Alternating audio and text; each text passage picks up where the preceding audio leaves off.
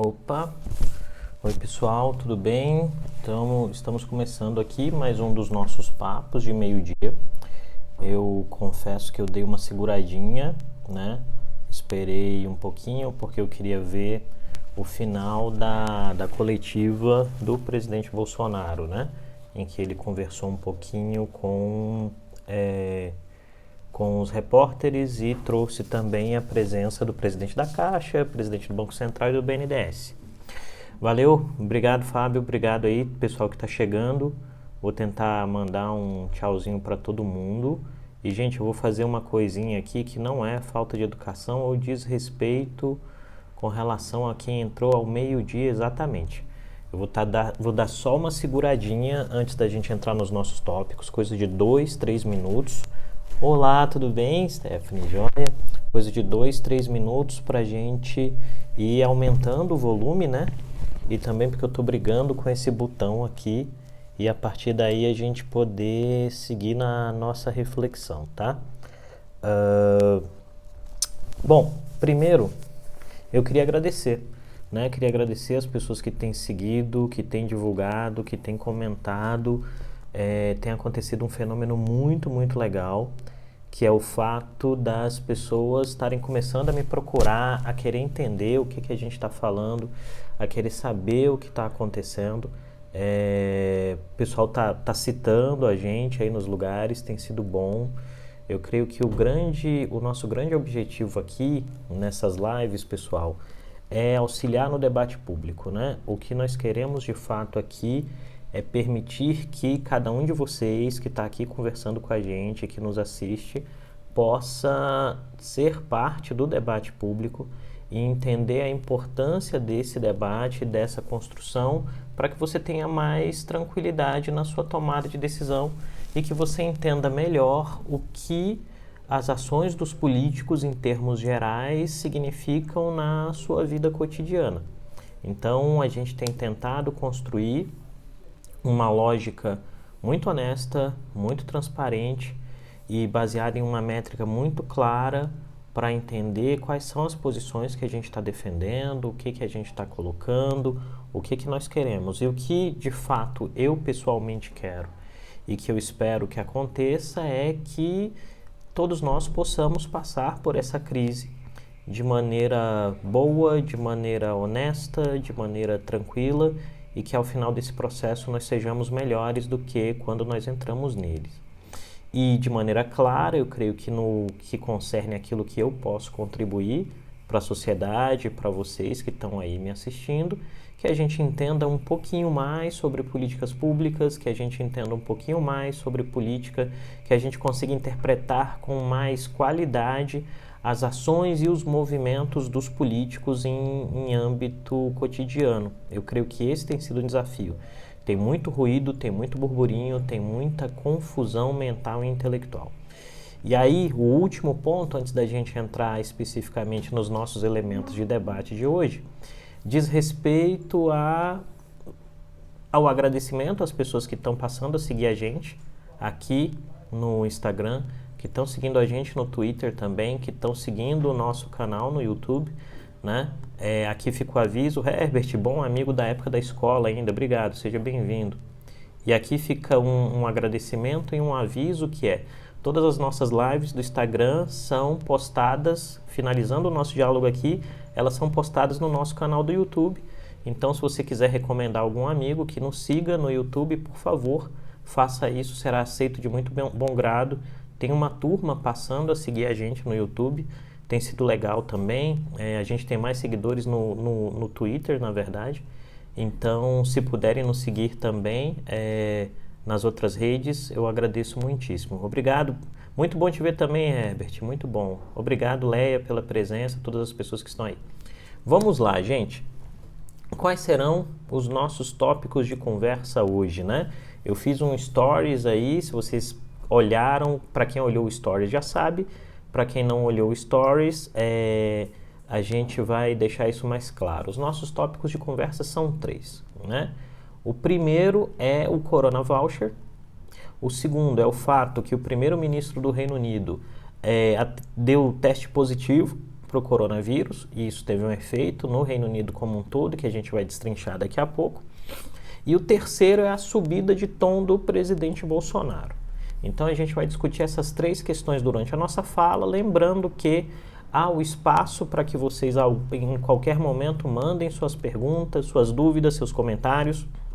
Peço também que vocês curtam, compartilhem e convidem os amigos para assistir essa nossa live, tá bom?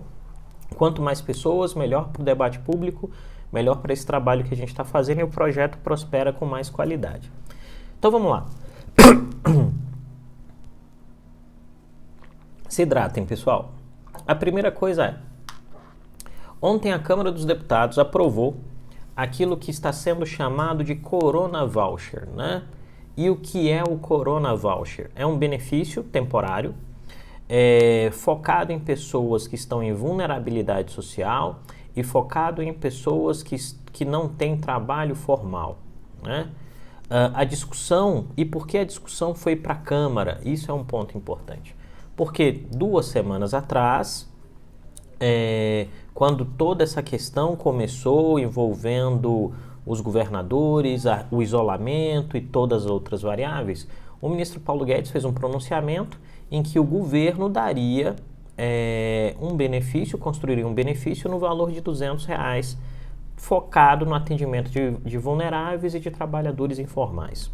Pois bem, o tempo passou e o Ministério da Economia não se moveu, e essa é uma questão importante.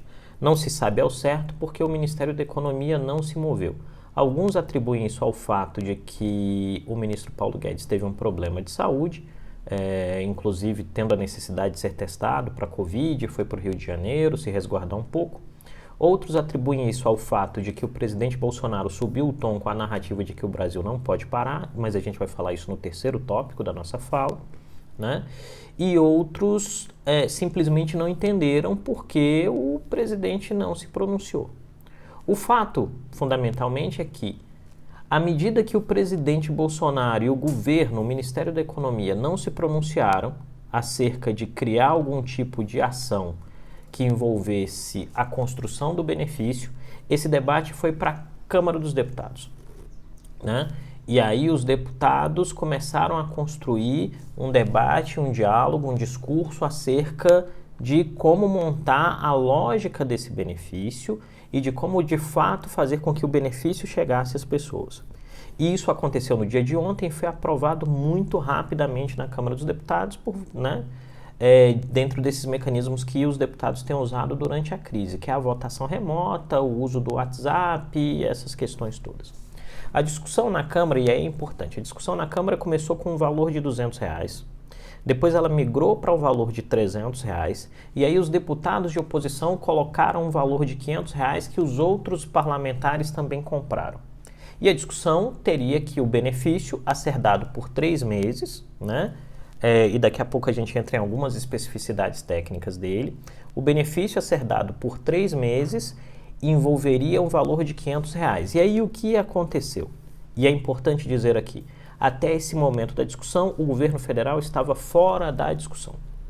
E aí o presidente Bolsonaro, quando percebeu que o benefício seria aprovado no valor de R$500, sem uma participação efetiva do governo, da base do governo ou mesmo da presidência da República, o presidente Bolsonaro sinalizou para o líder do governo na Câmara que poderia subir o valor para R$600 no benefício.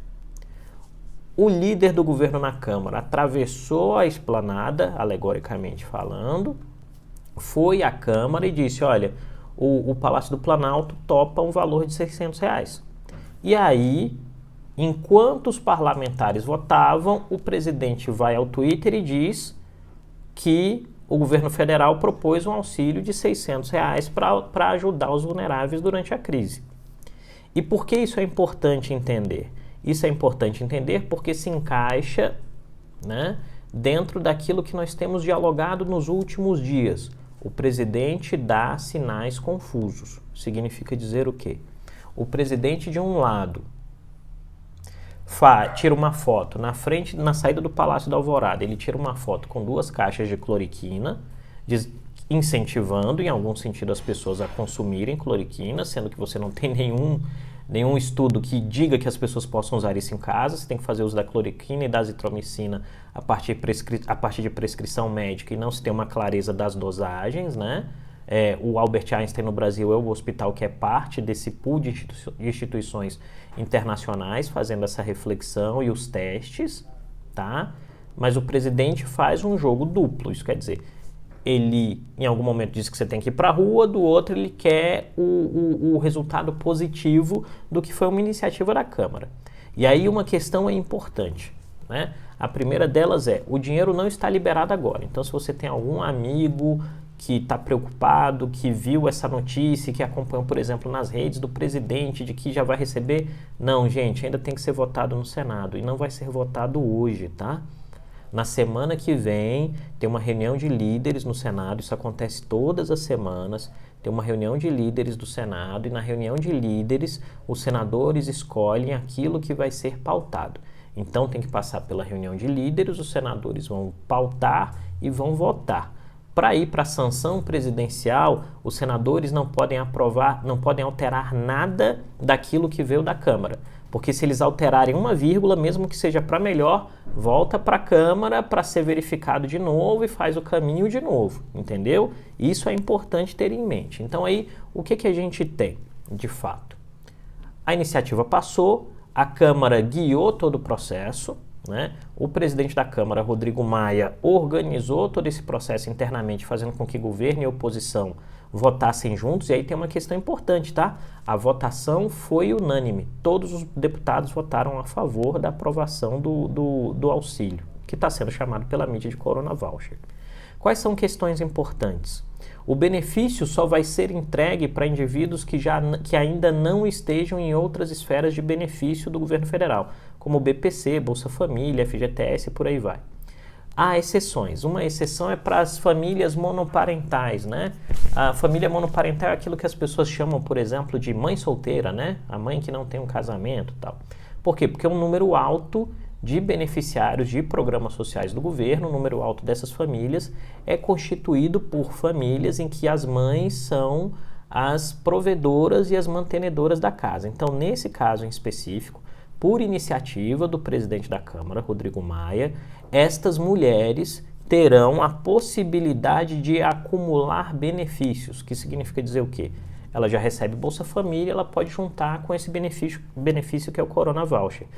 O Corona Voucher dura por 3 meses, e aí vem um ponto importante, tá? E se a crise se prolongar além de 3 meses? Aí o Congresso vai ter que se rearticular e ver o que faz, tá? Mas nesse primeiro momento, o benefício foi construído para durar 3 meses. Então, à medida que ele for sancionado pelo presidente, ele vai durar 3 meses, tá bom?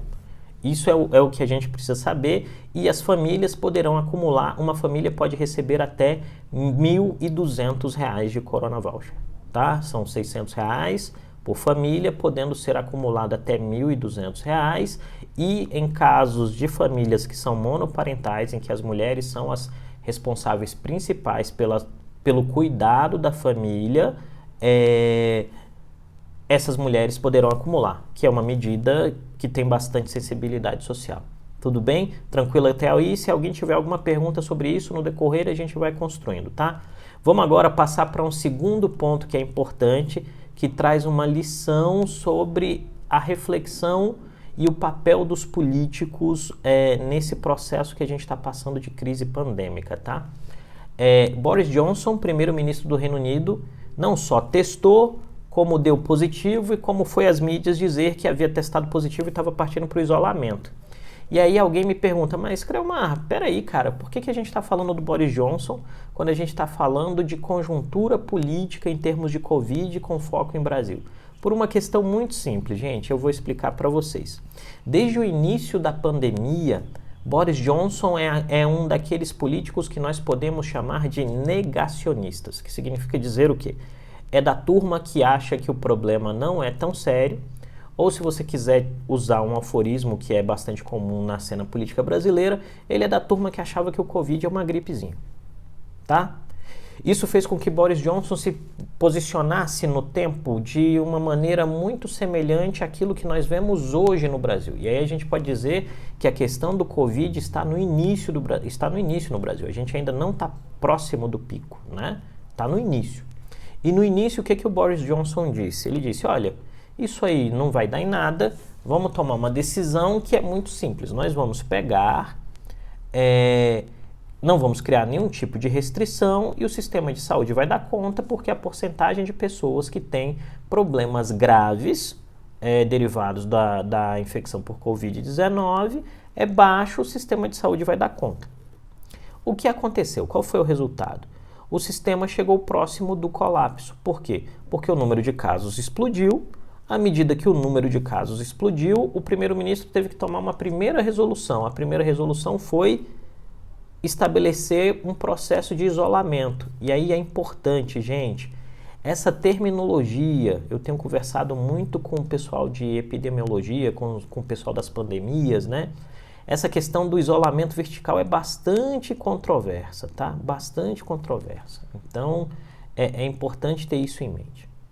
À medida que a estratégia do isolamento vertical falhou, o Boris Johnson veio tentar resolver o problema. E tentando resolver o problema, ele partiu para a ideia de construir uma nova abordagem de isolamento mais restritivo, mandando as pessoas ficarem em casa. E aí ele atestou positivo para a Covid-19, foi às redes sociais, foi à TV e disse, então pessoas, eu testei positivo para a Covid-19, eu estou partindo para o isolamento, né? E estou, de fato, fazendo os meus trabalhos cotidianos usando a tecnologia. Tem só um probleminha aí na questão que envolve o Boris Johnson e que envolve também a testagem do Príncipe Charles. O Sistema Nacional de Saúde da Inglaterra não está fazendo testes generalizados, tá? Os testes são feitos apenas em pessoas que apresentam sintomas graves. Pessoas com sintomática leve não têm sido testados. E aí vem um ponto importante. À medida que primeiro o Príncipe Charles e depois o Boris Johnson testaram positivo, as pessoas começaram a reclamar dizendo, opa, peraí, por que vocês fizeram os testes? Né? Porque, teoricamente, se você tem sintomas leves, a posição oficial do governo é que você não faça testes. Se nós morássemos hoje no Reino Unido e estivéssemos preocupados com o fato de estarmos contaminados por Covid-19, qual seria o procedimento? A gente teria que pegar o nosso telefone, a gente ligaria na central de atendimento, diria como se sente e o atendente do Sistema Nacional de Saúde diria, fique em casa e só vá ao hospital se você apresentar sintomas graves. Esse posicionamento em que o Príncipe Charles I foi atestado como positivo para a Covid-19, depois o primeiro-ministro britânico e depois a secretária nacional de saúde também testado positivo, colocou nas pessoas em dúvida a capacidade dos políticos britânicos e sobretudo do primeiro-ministro de agirem com clareza e transparência. E aí isso traz um elemento que cabe e bate na nossa realidade e que foi porque eu escolhi essa pauta para a gente discutir hoje, tá? Que diz respeito ao fato de qual é o posicionamento correto ou qual deva ser o posicionamento correto dos políticos em tempos de pandemia. Cabe aos políticos dizerem que estão doentes ou dizerem que não estão doentes, e aí isso me lembrou de um livro ótimo que depois eu vou postar no meu feed, a dica de leitura, que é um livro de um internacionalista americano chamado John Mearsheimer e que tem em português e que você lê em uma tarde, que se chama Por que os Políticos Mentem, tá? E aí ele estabelece lá as 7 características ou 7 motivos que fazem políticos mentirem. E aí quem quiser ler o livro, vocês vão achar fácil na internet e mandar um comentário depois, perguntando, me diz o que achou, quiser tirar dúvida, pode falar comigo, tá? E aí esse dilema do Boris Johnson tem mostrado o quê? Que a corrente política global dos políticos e chefes de Estado e chefes de governo que assumiram um posicionamento de negação da pandemia, essas pessoas têm sido derrubadas pelos fatos. Significa dizer o quê? Boris Johnson foi derrubado pelos fatos. Salvini na Itália foi derrubado pelos fatos. Trump nos Estados Unidos foi derrubado pelos fatos. Netanyahu em Israel foi derrubado pelos fatos. Diferentemente de Trump ou de Savini, o Boris Johnson tá enfermo, né? A gente não tem nenhum desejo aqui de que ele fique doente, de que ele apresente sintomas, mas o fato é, ele ficou enfermo. E isso muda a relação do político no que diz respeito à sua narrativa em relação à pandemia. E aí a gente vai devagarinho trazendo essa reflexão para o aspecto aqui do presidente Bolsonaro, as suas falas, aquilo que a gente vai considerar aqui como jogo duplo e a própria questão que envolve o fato do presidente Bolsonaro não ter levado a público os resultados dos seus exames e isso gera um determinado grau de desconfiança sobre o presidente e a sua capacidade de lidar com a crise, tá? E aí, mas antes disso eu vou fazer aqui, tem uma pergunta da Lidiane, né? Esse alinhamento ontem com o Congresso para o benefício é um modo do presidente tentar amenizar sua situação dentro do Congresso para o futuro pós-Covid ou tentar resgatar sua popularidade? Então, Lidiane, eu creio que é um pouquinho de cada coisa, né? Você tem que, de um lado, a votação não havia como votar contrariamente à construção de algum tipo de benefício.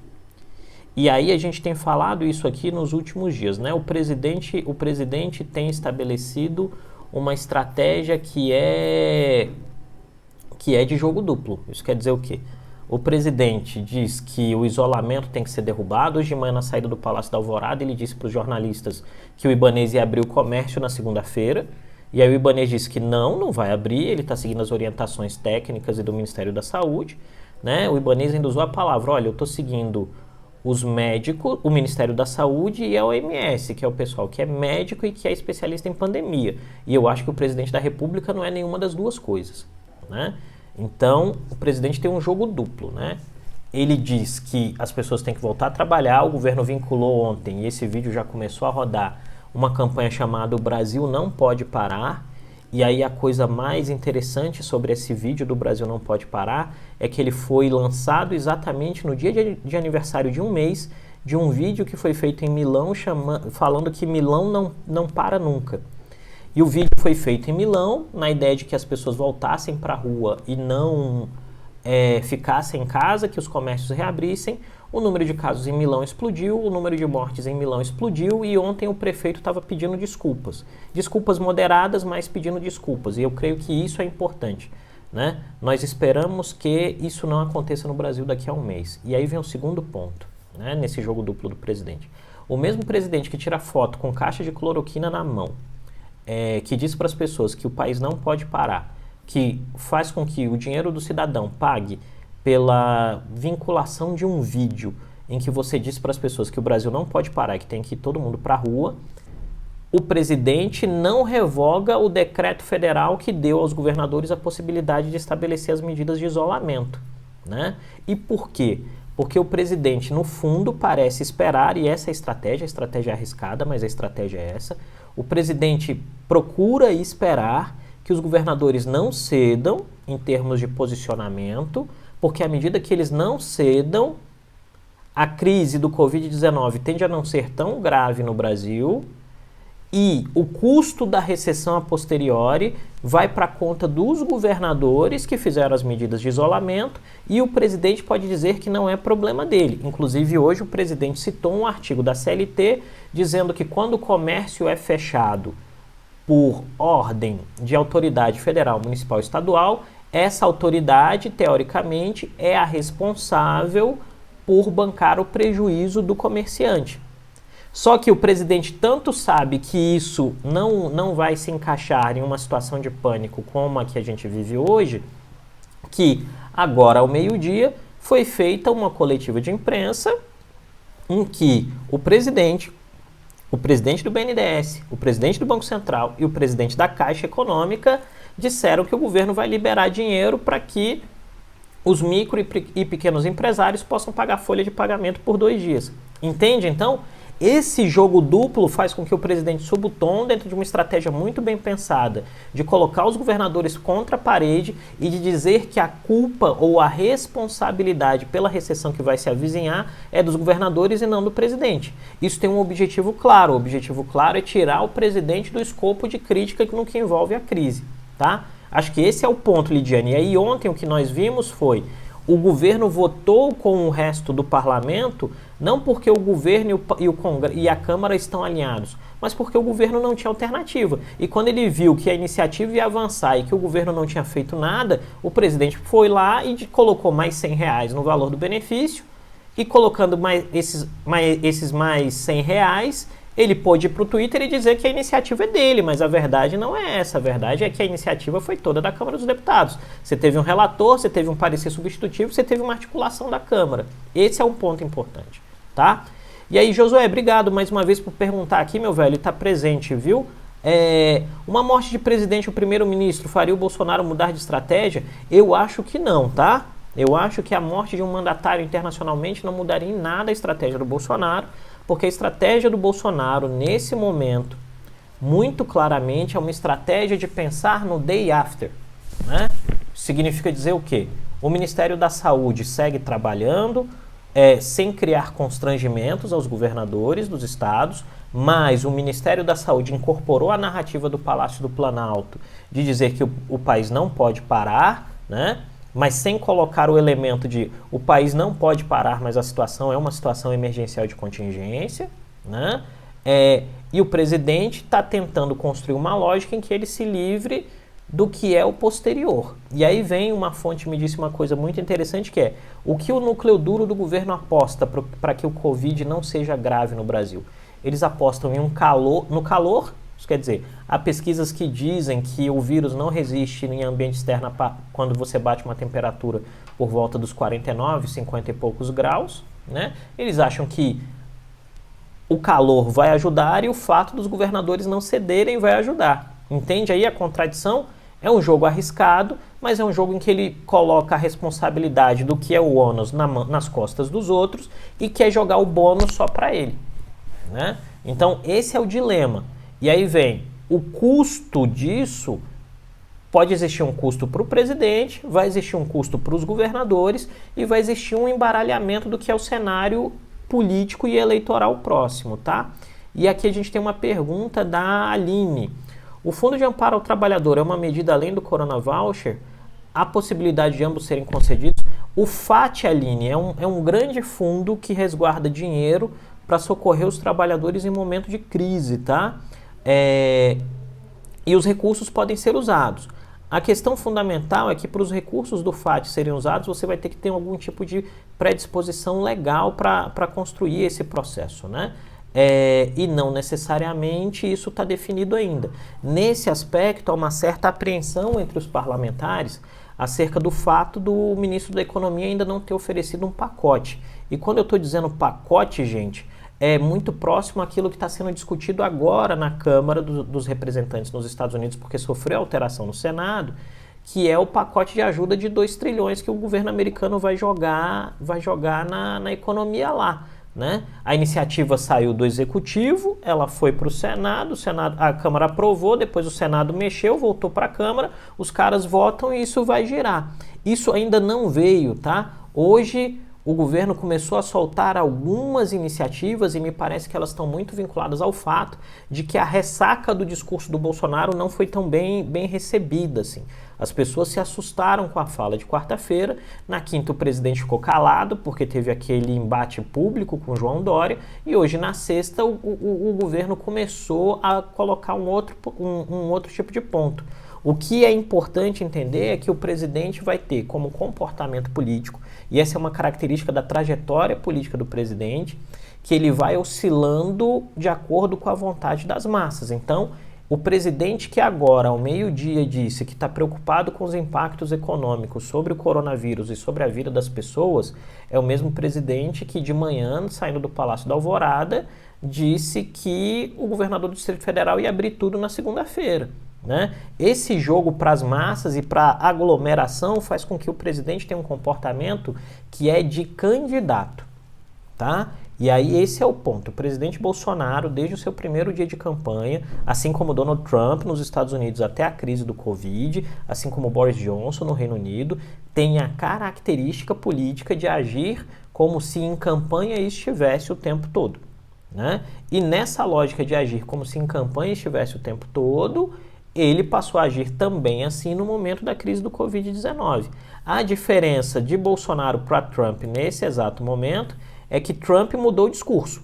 Para vocês terem uma ideia, hoje o Trump aliviou inclusive com os chineses, né?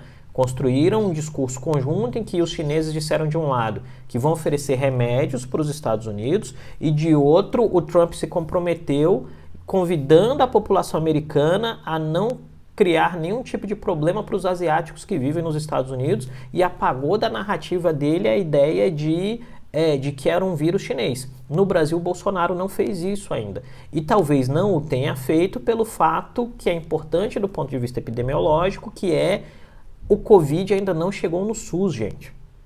Se você for reparar o número de casos, esses casos ainda estão sendo absorvidos em hospitais de referência da rede privada. É o Albert Einstein, é o Sírio-Libanês, é a Rede D'Or, né? Não tem ninguém ainda se avolumando nos hospitais públicos, né? E por quê? Porque tem um tempo.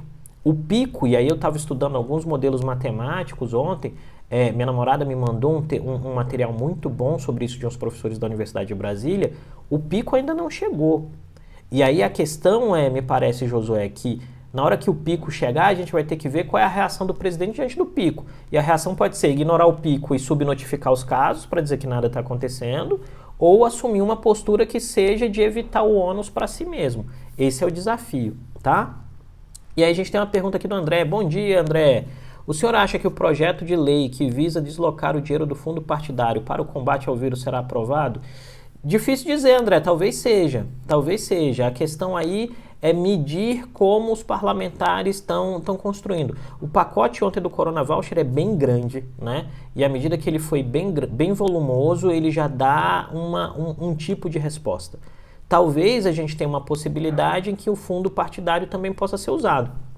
Mas assim, fazendo uma reflexão muito pragmática, o dinheiro do fundo partidário, tendo em vista o volume da crise que se coloca, é um dinheiro pequeno, tá? É óbvio que do ponto de vista simbólico seria importante para o Congresso fazer uma medida nessa direção, mas não é o dinheiro que vai resolver a questão, né? É só pensar nos volumes que a gente está falando. O Paulo Guedes começou a sinalizar hoje, ao retornar a Brasília, de que o Ministério da Economia vai trazer um pacote na casa de 750 bilhões de reais, né? Você está falando de 2 bi do fundo partidário, é dinheiro pequeno, mas simbolicamente, sem sombra de dúvida, seria importante. E se houver sensibilidade congressual para isso, é possível que ocorra, tá? Eu creio que aí vai ser o radar das lideranças no Congresso entendendo se vale a pena ou não o desgaste de não abrir mão desse dinheiro, tá? E aí a gente tem uma nova pergunta aqui, pergunta do Matheus. O governador de Santa Catarina já anunciou o retorno parcial das atividades. Ocorreram protestos populares que encorajaram a medida? Então, em Santa Catarina o comércio se articulou muito. E ontem o governo do estado lançou um plano de retomada gradual da economia. Só que aí tem duas questões, né? A primeira é que, em específico, em Florianópolis, se tomou uma medida muito clara. O prefeito de Florianópolis disse, também é uma informação que não veio de mim, veio da minha namorada, o prefeito de Florianópolis disse que vai testar 20% da população, né? Uma startup de Floripa eles fizeram uma joint venture com os sul-coreanos e eles têm um kit de testagem que vai custar R$130 por aí. E o prefeito disse que vai se utilizar disso para testar 20% da população da cidade e aqueles que forem testados positivo vão para o isolamento, né?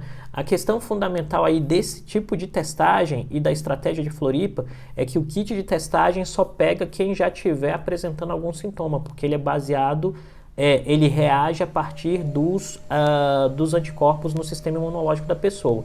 Quem tiver com vírus e ainda não tiver apresentado nenhum tipo de sintoma da doença, nem anticorpos produzidos, vai dar negativo no teste, tá? Isso é a celeuma que o pessoal tem reclamado que os testes têm falhado. Não é que os testes têm falhado, o teste rápido pega anticorpo, gente. Se o cara não tiver apresentado nada ainda, não vai pegar, né? Esse é o ponto. Foi uma oportunidade... Aí, Lidiane, outro comentário, foi uma oportunidade para dizer que fez algo para mitigar a situação, sem sombra de dúvida. Como eu tenho dito, o presidente faz esse jogo duplo de maneira que ele quer se livrar do ônus do processo, né? E se livrar do ônus do processo, claramente tem um objetivo que ele está pensando em reeleição. né? Ele não está pensando só na solução do problema em momento imediato.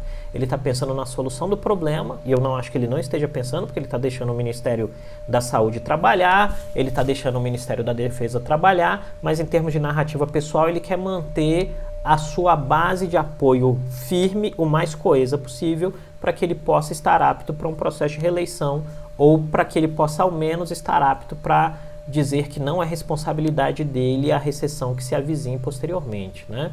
Tem uma pergunta da Fernanda, mas ainda que seja essa estratégia muito esperta, ele se contradiz muito a todo tempo. Acredita que isso vai ser suficiente para ele usar para próximas eleições? Então, Fernanda, é difícil dizer. O que a gente tem como lição básica de reflexão e estudo no tempo dos posicionamentos políticos do presidente Bolsonaro é que ele sempre atuou nestes termos, né? Que significa dizer o quê? Ele coloca uma fala que tem um quê de polêmica, mas que serve para colocá-lo num posicionamento que é diferente, que é distinto de outras entidades políticas. Significa dizer o quê? Ele de fato não quer ser visto como o político que toma decisões que geram dificuldades para sua base eleitoral, mas ele sempre quer estar na foto quando são decisões que geram benefício político para ele e para aqueles que o cercam. Nesse aspecto é importante trabalhar com o seguinte elemento: com o agravamento da crise, a quem o presidente mais ouve? Ele mais ouve aqueles que estão ao seu lado, que são os seus filhos, é o núcleo duro de tomada de decisão no momento da crise. Quem está coordenando o processo de comunicação do presidente? O filho Carlos. Quem está coordenando as falas do presidente? O filho Eduardo. Quem está coordenando o diálogo e o embate do presidente com o Congresso? O filho Flávio, né? Cercado daquele grupamento ideológico que é mais próximo dele. E esse esforço tem sido feito com o objetivo claro de dizer, olha, vem uma recessão depois. Só que a recessão que vem, o presidente está tentando dizer o quê? E aí vem a esperteza da estratégia. O presidente está tentando dizer que a responsabilidade pela recessão não será dele. A responsabilidade da recessão será dos governadores estaduais. E aí vem um contraponto às contradições que você levanta.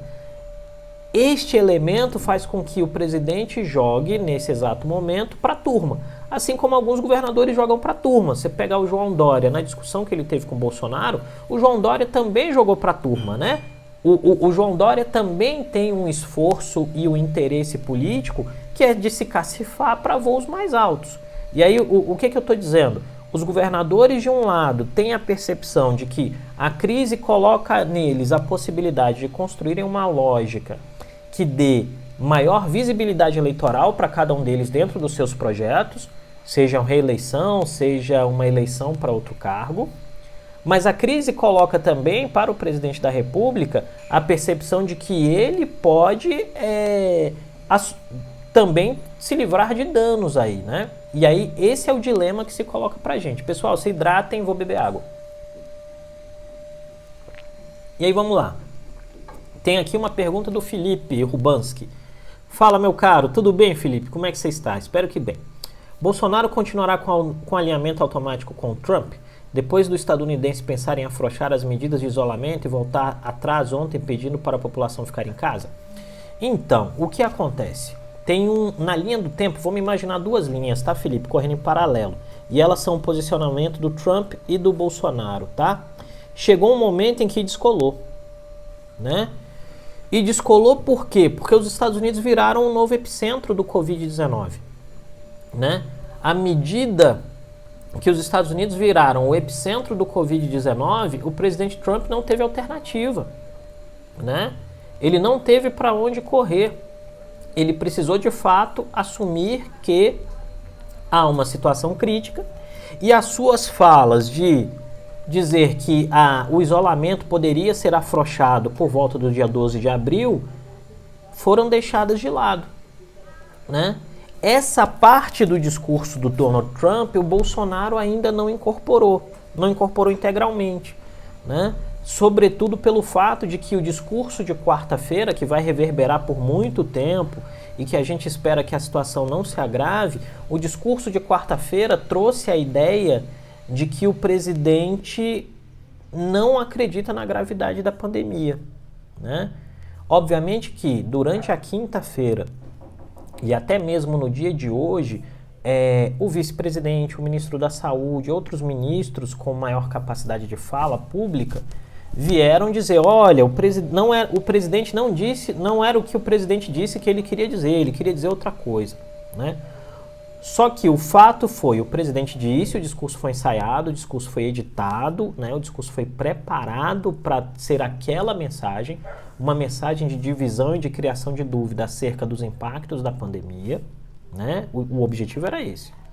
Só que o presidente não revogou nenhuma medida legal que ele havia tomado, porque ele é o presidente da República, ele assina, no que envolvia o combate à pandemia. Significa dizer o quê? Que há, em algum sentido, duas percepções dentro do governo. Uma percepção que é técnica e uma percepção que é política. E na coletiva, e uma das coletivas realizadas ontem, um dos assessores do presidente, quando perguntado acerca de alguns posicionamentos, disse: o posicionamento tem a ver com uma esfera política. A decisão é eminentemente política. Significa dizer o quê? Que por mais que existam componentes técnicos que mostram que a decisão política pode estar equivocada, e aqui é importante fazer um parêntese, né, gente? Qual é a grande certeza que temos sobre a Covid-19? A grande certeza é que nós não temos informações suficientes, né? Qual é a segunda certeza daí derivada? É que à medida que nós não temos informações em quantidade suficiente, a melhor estratégia é a estratégia de contenção, isolamento e distanciamento social, porque é a única que se tem algum tipo de evidência de que gera resultado. E o exemplo clássico disso é o posicionamento do Boris Johnson, que era anti-isolamento até 2 semanas atrás. Na terça, decretou isolamento no Reino Unido e na sexta disse que estava doente. E que se você olhar, eu recomendo que vocês visitem o Twitter do Boris Johnson, vai estar lá, stay home, save lives, né? Traduzindo canhestramente, fique em casa, salve vidas. Esse é o desafio, né? E aí vem, mas professor, tem um monte de gente, né, que não tem como ficar em casa. Para essas pessoas, os políticos e o governo vão ter que criar soluções. E isso não tem a ver, eu já falei isso, estou falando isso todo dia para deixar muito claro. Isso não tem a ver com ser socialista, liberal, anarquista. Não, tem a ver com o fato de que o governo é responsável pelo bem-estar das pessoas. E se a regra é de isolamento, caberá ao governo, às instâncias governativas, encontrarem meios para que as pessoas possam ficar em casa ou para que as pessoas diminuam ao máximo possível as suas saídas à rua, né? Esse que é o embate. E aí qual é o problema, voltando a falar em termos de métrica de políticas públicas, né? De fato, você precisa de consenso político para que a política pública funcione com um máximo de força. E à medida que, e aí é Brasil, é Itália, é Espanha, né? Lugares que não funcionaram. À medida que o consenso político está erodindo, as políticas públicas não são tão eficazes. E aí vem, o nível de contágio do Covid-19 é muito alto, gente. A Rússia, que até 5 dias atrás, a gente até citou aqui em uma live, tinha um número de casos muito reduzido, o número de casos explodiu, né? Em coisa de 3, 4 dias. E aí o Putin foi à TV e disse, então, gente, acredita em mim, fica em casa, né? Na Holanda, onde o número de casos é baixo, o número de mortes é muito alto. É um outro país que está em situação crítica, entende?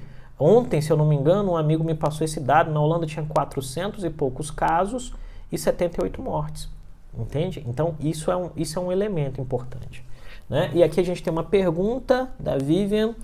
Bom dia, Vivian. Você acredita que essa crise do Covid pode impactar nas próximas eleições, tendo em vista que muitos conservadores foram eleitos em 2018? Não só no Brasil, como em outros países, o cenário mudará? Então, eu creio que o cenário vai mudar, Vivian.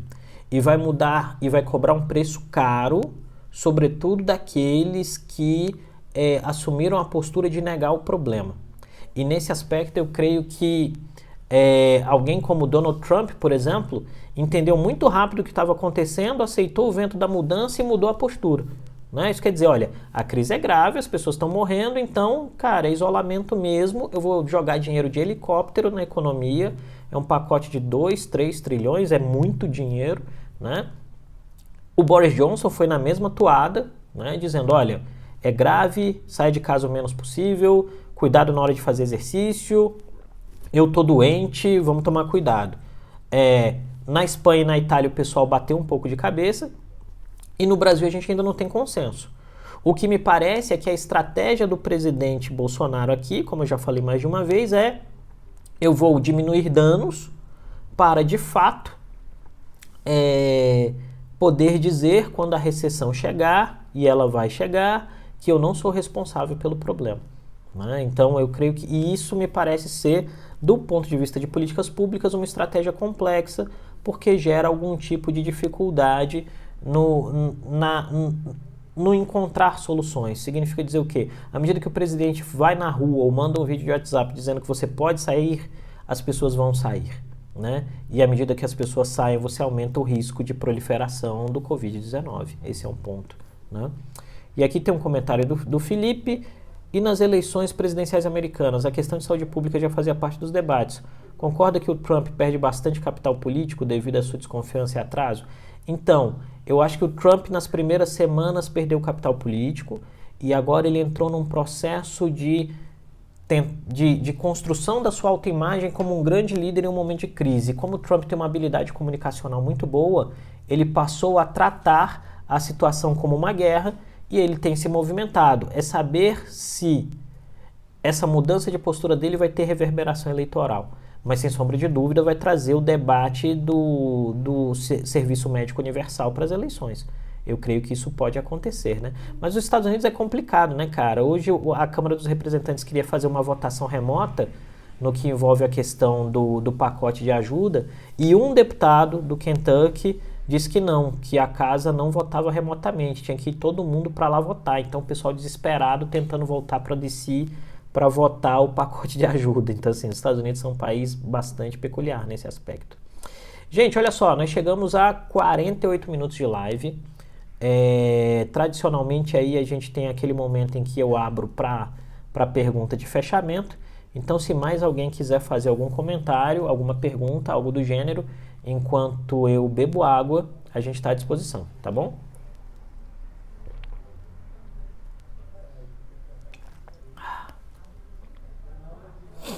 Vamos lá, mais algum comentário, mais alguma fala? Não? Acho que eu vou para os finalmente, então? Eu creio que sim, hein? Bom, gente, então, vamos partir para o nosso encerramento. Eu queria, então, agradecer as pessoas que têm participado, comentado, discutido com a gente aqui nas nossas lives diárias. Tem sido um prazer enorme. Eu peço a cada um de vocês que possa, por favor, divulgar esse trabalho que a gente está fazendo, divulgar esse projeto, né? Divulgar o Creomar de Souza no Instagram, no Twitter, né? Divulgar a Dharma no Instagram e no Twitter, que é a minha consultoria, né? E me colocar à disposição para a gente seguir dialogando, seguir tentando esclarecer essa situação da melhor forma possível. E logo após aqui, a gente vai disponibilizar no Stories do Instagram um espaço para perguntas, inclusive para tornar a nossa fala mais dinâmica aqui. Eu vou postar faça aqui sua pergunta, onde você pode jogar as perguntas e essas perguntas vão ser respondidas por vídeo ou respondidas aqui na nossa live, tá bom?